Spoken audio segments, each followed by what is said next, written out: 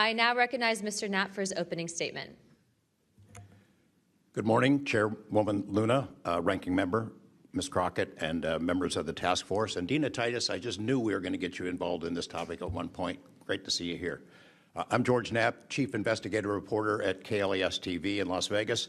I began my pursuit of this weird mystery way back in 1987, and for 38 years, I've always approached this as a news story. It's not a matter of faith or belief. To me, it's a story, and it's an important one. I'm proud to be here alongside these witnesses today, men who have seen strange things and stepped forward to tell the world about it. Whistleblowers and witnesses who step up are routinely insulted, belittled, or worse. They risk their reputations, their careers, their clearances, their livelihoods, and sometimes much worse than that, even their freedom. I know that one of the goals of the task force here is to figure out ways to protect whistleblowers and witnesses, and it's a tall order because so many of the things that happen to witnesses like these are extra-legal. They're carried out by persons unknown, as Mr. Dave Grush, sitting up at the top of the room, knows all too well, including events in recent days that have happened to him. I want to share a couple of things that I've learned along the way on this long journey, and I submitted most of that in written form because I estimate that my statement here today would take about 4.5 hours. So I'm going to try to jump over and touch on the more important salient points. I submitted a detailed written statement for the record, and we'll go into a lot of that here. But the public has been told over and over since the late 40s, there's nothing to worry about here. These mysterious craft seen by millions of people in the skies, in the oceans, over the land are not real. They're not a threat. The witnesses are wrong. They're crackpots. Don't believe it. That changed for me. What got me hooked is the paper trail.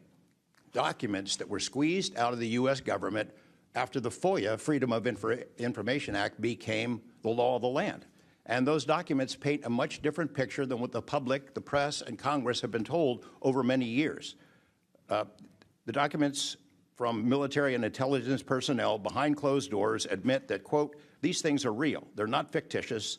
They can fly in formation. They're evasive, and they outperform any aircraft known to exist, including ours.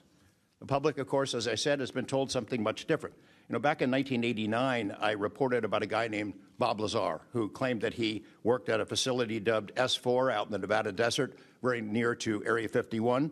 He said he was part of a reverse engineering program. He said there are alien craft that will be taken apart to figure out how they operated out there, and that was a pretty tall order. I had clearly taken a dive into the deep end of the pool there. But in the years since then, I've interviewed dozens of other people, and I've detailed what their testimony has been in the written statement. They include Senator Harry Reid, Senator Howard Cannon, also of Nevada, a guy named Al O'Donnell, who was the first general manager of EG&G in Nevada, which managed the Nevada test site, which blew up hundreds of nuclear weapons. There's a guy named Dr. James Lakatsky, who was a career scientist with the Defense Intelligence Agency, who was the guy who initiated a program called OSAP, Advanced Aerospace Weapons Systems Application Program, which is, as far as we know, the largest acknowledged UFO program ever funded by the U.S. government, which put together an amazing pile of information that members of this committee and the world, most of which have never seen. The DIA still hasn't released 95% of what was prepared by that program at a cost of millions and millions of dollars. The one name I do want to bring up in this session, though, is Robert Bigelow. So looking into the idea of crash retrievals and reverse engineering, while OSAP, that program, was active, the DIA's contractor, Robert Bigelow of Las Vegas, made a bold attempt to acquire physical proof of UFO crashes. It's been widely reported and suspected that Lockheed Martin is one of the contractors, the defense contractors, that has held this stuff, stored it away in secrecy, and tried to figure out how it works. I have confirmed on the record that Robert Bigelow and a trusted colleague from OSAP met with and negotiated with senior executives at Lockheed Martin and hammered out a deal wherein Bigelow's company, Bass, would receive a quantity of unusual material that had been stashed away and protected at a facility in California. That material was not made here. I want to move on now to the Russia files, because that was going to be sort of the central impetus of what I was going to talk to you about today. Back in the early 90s, I got into Russia, met with a number of their defense officials, Ministry of Defense and others, who confirmed for me that Russia had been doing the same thing the United States had been doing, that is, secretly studying UFOs while publicly saying something completely different. The documents and interviews that I obtained and have now shared with this task force show that the USSR launched what is almost certainly the largest UFO UAP investigation in the world. The first phase of that was an order was sent out to the entire USSR military empire that every unit, you see anything strange in the sky, a craft, an orb, something unusual, you had to gather all the evidence, collect testimony from the witnesses, look for physical evidence, and all of that information went into one program at the Ministry of Defense. Thousands and thousands of these reports came in. A lot of them were first routed to the KGB, but then back to another program that came after this collection effort called Thread 3. And Thread 3 was an analysis program. We have provided to the committee the documents of what they were trying to do, and essentially they were trying to build their own UFOs. They were using the information from their observations and studies to try to figure out that technology. The guy who was in charge of that program, Colonel Boris Sokolov, told me that their goal was to basically develop technology that would be superior to anything we had, based on what they learned from UFOs. Do you think that any of this is a psyop by the U.S. government? Entirely possible. I mean, our government and other governments have admitted that they've tried to use UFOs to cover secret projects, but I think they also do some reverse engineering of those claims. So years after people start seeing UFOs over Area 51, for example, they come up with the story, oh yeah, that was, we planted that story. So I read in a major newspaper just a couple of weeks ago, they planted this story. An Air Force colonel went out into the desert, went to a bar at Rachel, and gave them some fake UFO photos, and that's how the whole story about Area 51 started, which is preposterous. I recently introduced the UAP Whistleblower Protection Act to help provide whistleblower protection to federal personnel for disclosing the use of federal taxpayer funds to investigate UFOs. I still don't want to say UAPs. How can Congress further increase whistleblower protections? I think you got to unleash the dogs and go track down the money and where it goes, because a lot of this stuff has been moved out of government. Sure. As you know, Rep. Burchett, it's been given to private contractors who stashed it away. They've had it for so long that there's nobody left inside government, or very few, who know where it is. And they do that to keep us from FOIA, correct? Yeah, it's to keep it from FOIA. And I think that the contractors who've had this stuff for a very long time set their own standards about who is allowed to know what. And it's a very small group that ever cracks that. I think Representative Luna has been looking at the use of classifications to hide things. I'm not sure that even this committee getting security clearances that should allow you to see this stuff would allow you to follow where it really goes. I worry about the people that are looking at it and don't even know what they're looking at. I mean, it's gone through so many, I mean, since Roswell, for instance. I mean, you think there's nobody even alive that was around any of that stuff. Yeah, so. I don't think they've made much progress from the people that I've talked to. I don't think they've made much progress in learning that technology. Might have made some, but you wonder, you know, the implication is tic-tac. Oh, yeah, that's ours. What flew over Washington, D.C. in '52, is that ours too? When are you going to break that out? You guys authorized tens of billions, hundreds of billions of dollars on weapon systems that can't do half of what we've seen UFOs do. So when do they break this out if it's really a classified project could change the world? I don't think they've made much progress, and I think they've been lying to us and to you and the rest of the world, and they're still doing it. Yes, sir, I agree with you. How did you manage to obtain the classified Russian UAP documents, and how did you get them back in the United States? Well, I met this Russian physicist who was in the United States lecturing. And I want to clarify that. I can't even take a thing of honey home on my airplane when I fly back to Tennessee. Yeah, so I did something pretty dumb. And I'm bitter about it, but go ahead. I did something kind of dumb. I met with these officials who, you know, during that time period, glasnost, perestroika, the Russians were trying to open up to the world, and I saw it as a window of opportunity, and it was. And we were able to talk these folks into providing us information that otherwise we would never have seen. Some of that was classified. I found out that they only stamped the top pages of these documents that were classified, so I just removed them. I removed those pages, and I carried them out. And if they'd caught me, I'd be in a gulag still. Yeah. We'd be saying, what happened to George Knapp? Oh, yeah.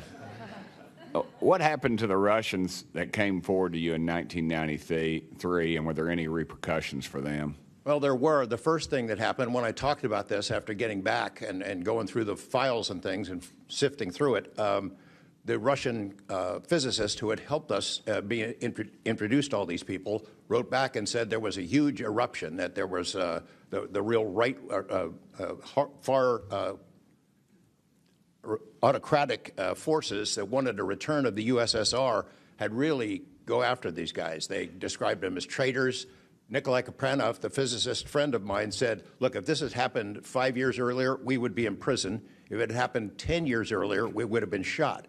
Right. Luckily, at that point, Putin was not in power, but none of those people that we talked to on that trip in 1993 would ever talk to me again. I went back in 1996, and it was like I had the plague. I spoke to different people, but they were scared.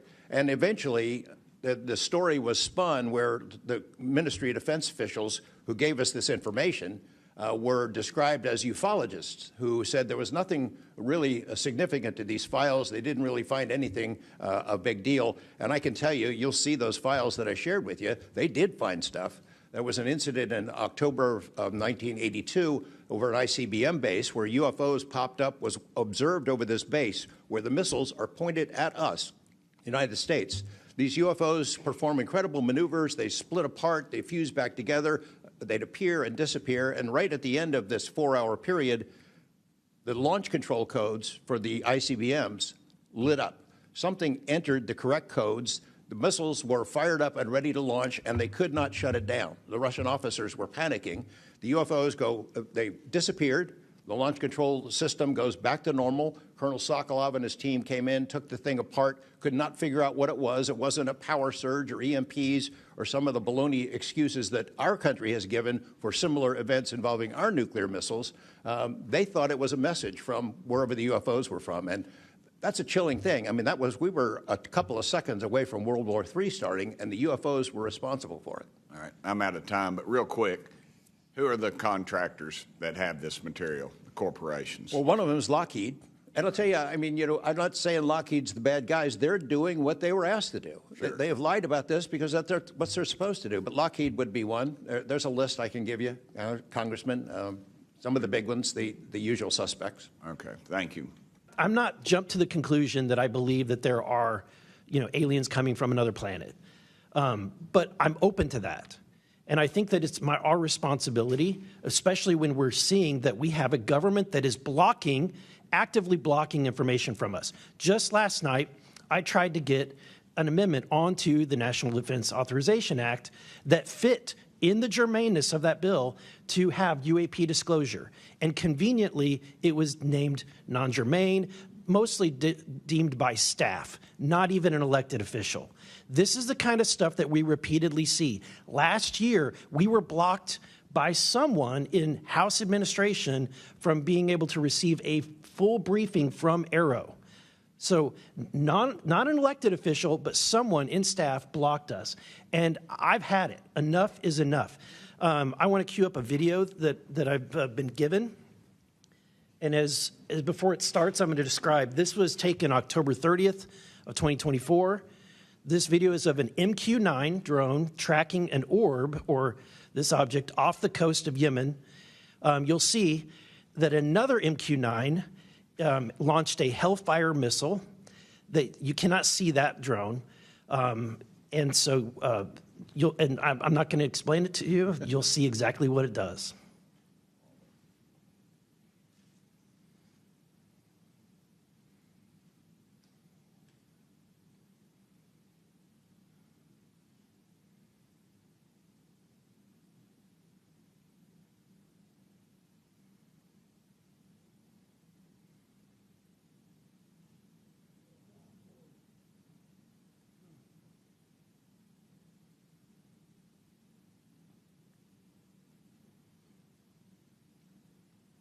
This is when it zoomed out, so you can still see it traveling.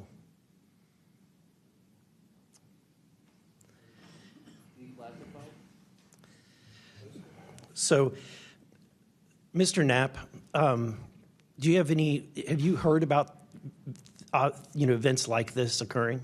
And what information might you have? I have heard about events like this. I have heard about this event. Jeremy Corbell and I talked about it in one of our episodes a while back. We did not have the video, though. There are servers where there's a whole bank of these kind of videos that Congress has not been allowed to see, that the public hasn't been allowed to see. Occasionally, some of that stuff gets out in the wild, and it comes our way. It should be going to you. The public should be seeing this stuff. And why you're not allowed to, I don't know. But that's a Hellfire missile smacking into that UFO and just bounced right off. And it kept going. It kept going, and it looks like the debris was taken with it. Yeah. What the hell is that?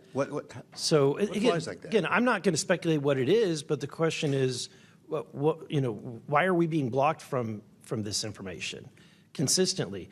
I want to ask this just question. How in the world, this is the document, I want to enter this in for the record if it hasn't already been entered, Madam Chair. The document that you provided on thread 3, this is a huge file. How in the world did you smuggle this out of Russia? Carefully. In your socks? I don't think I want to be really specific about it because I might have to go back there and get some more sometime. Okay. Knapp, I've watched many of your videos on Joe Rogan and other places. One of the big questions, I think, for many of us is why do you believe that the federal government refuses to be transparent about this issue? I think there's probably multiple reasons. At the start, when these things first started invading our skies in large numbers, we were scared. It was right after World War II, and we didn't know what they were, and they didn't want to panic the public, and that was probably a good call. Over time, I think the lying sort of became institutionalized, Flights over Washington, D.C. in 1952, they're seen, they're captured on radar, jets are chased after these objects, and then we get an explanation it was a temperature inversion. And those kind of lies have been told for a long time. What was told to me by an investigator from Congress, a guy named Richard D'Amato, who was sent after this story by Robert Byrd and Harry Reid, he came out to Nevada, tried to get into Area 51, did get in there, looked around, talked to people, trying to get to the bottom of it. He believed that this program, reverse engineering, et cetera, was had been moved inside these corporations. And he said, when this comes out, people are going to go to prison. And he meant people who were basically misusing legitimate national security funds, tens of billions of dollars, in order to keep this cover-up going. I also believe there's a legitimate reason for the cover-up in that there is undeniable connection of national security involved in this technology. If we are racing for it to master that technology against the Russians and the Chinese, which is what I have been told by Senator Reid and many others, then it is a race that's critical to our survival. There could be a form of disclosure, I think. Yes, it's real. It's from somewhere else without revealing all the details that would allow someone else to have an advantage in the race for this technology. To Mr. Knapp. Mr. Knapp, how do we know that the files that you obtained from the former Soviet government are not BS and just given to you as a disinformation campaign against the U.S. government?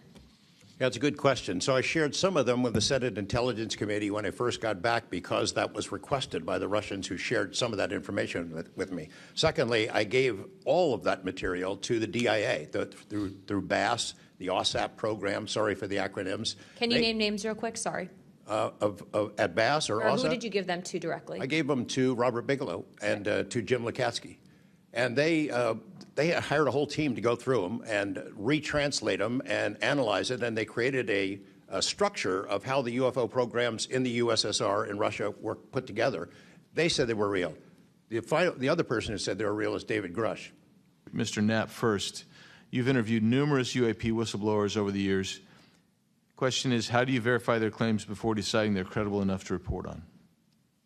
It's a combination of factors. First, you check their credentials. Did they really serve where they said they did, and did they work where they said they did? Are there any other witnesses? Is there visual proof, film, footage, things of that sort? You ask the people around them that know them, that used to work with them, if they're credible people. That's one way. You know, I think about ARROW, the organization that this body created to deal with witnesses and whistleblowers. I hope I'm not taking too much of your time here, but they invited people to come forward, service members who saw things and had experiences. And I can tell you that the people that I have talked to who went through that are deeply disappointed. There was a guy named Bob Jacobs who was a lieutenant attached to Vandenberg in 1964. His unit would record missile tests. They recorded all of them. On one of these particular tests, a UFO comes out of nowhere, zaps what looks like a laser beam at what would have been a nuclear dummy, a nuclear weapon, and disabled it. And he is called into the commander's office. Two guys in suits clip that film footage out that shows the UFO, and he's ordered to never talk about it.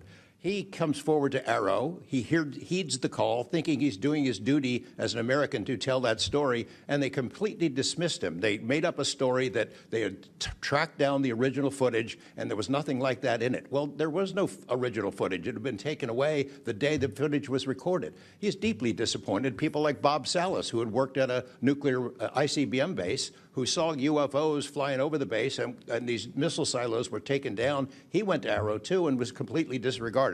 It almost looks like Arrow operated as a counterintelligence operation to get people to come in, tell their stories, and then discredit all of them. I can't imagine that any whistleblower or witness will ever go to Arrow again because of what happened under the first director, who's now long gone, but still seems to act as the spokesperson for that organization. And I would say, Madam Chair, maybe at some point we need to really dig deep into Arrow, and I would encourage us. Oh, I'd be happy to send maybe a subpoena to Mr. Kilpatrick. That'd be fun.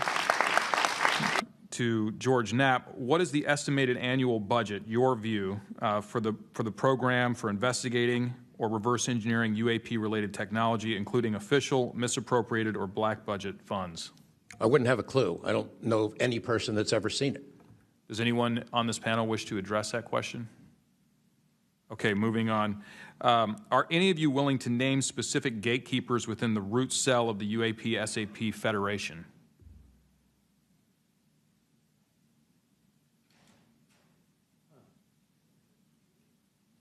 You mean specific people and contractors that have dealt with us and kept the secret? Specific individuals. Well, one of them was named Dr. James Ryder at Lockheed.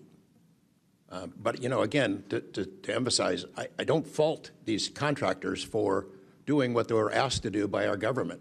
They're supposed to lie if people ask about it. And the intelligence agencies who gave this stuff to them, CIA, I think primarily, told them to keep it quiet, and they've done that. And I suspect that they'd like an off-ramp, that they'd like some help with figuring out this technology at some point. I have a name for you. Go ahead. Glenn Gaffney, CIA. Glenn Gaffney, CIA. Another question for you, Mr. Knapp. What is, in your view, having investigated this issue for so many years, what is the long game with respect to disclosure of this information to the public? Because with the advent of essentially a video camera and a high megapixel phone in everybody's pocket, at some point, this information is going to be impossible to withhold from the public. What do you think is the long game here? Well, the secret's out. I mean, how many videos have there been already? You know, videos that are leaked from within the military and intelligence agencies and contractors and sensor platforms. It's out there. But they have the high ground. The people that don't want us to take it seriously dismiss it, discredit the witnesses, come up with a cover story. I mean, it's been out there a long time. The public senses that it's real, and the people in authority dismiss them. It's a game that's been going on a long time, and I don't think they're ever going to release it. I think that there's an attitude among the people that have been involved in this for a long time that the public doesn't deserve to know, and that the public probably can't handle it, but they can. Does this video scare you guys? Yes or no? Yes. Wiggins? Yes. Nat? I had a different reaction. I was really happy that it got out. Thanks for providing that, Curiosity kills the Congressman. cat.